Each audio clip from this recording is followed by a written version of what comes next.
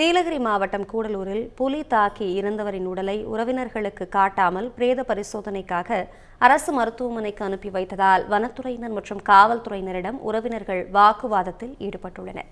இதுகுறித்த கூடுதல் தகவல்களோடு இணைகிறார் நமது செய்தியாளர் ஜெகதீஷ். முழு விவரம் என்ன, விரிவாக வழங்கலாம். வணக்கம் அபிராமி. நீலகிரி மாவட்டம் கூடலூர் பகுதியானது அடர்ந்த வனப்பகுதியை கொண்ட பகுதியாகும். இந்த வனப்பகுதியிலிருந்து குடியிருப்பு பகுதிகளுக்குள் நாள்தோறும் யானைகள், புலி, சிறுத்தை, கரடி உள்ளிட்ட வனவிலங்குகள் உலா வருவது வாடிக்கையாகியே உள்ள நிலையில் அவ்வப்போது வனவிலங்கு மனித மோதல் ஏற்பட்டு மனித உயிர்கள் பரிதாபமாக உயிரிழந்து வருகின்றனர்.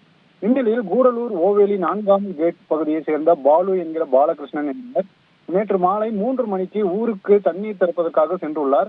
ஆனால் இரவு முழுவதும் அவர் வீடு திரும்பாத நிலையில் இன்று காலை உறவினர்கள் வனத்துறையினருக்கு தகவல் அளித்து அவரை தேடும் பணியில் ஈடுபட்டிருந்தனர். இந்நிலையில் பாலு புலி தாக்கி பரிதாபமாக உயிரிழந்துள்ளார்.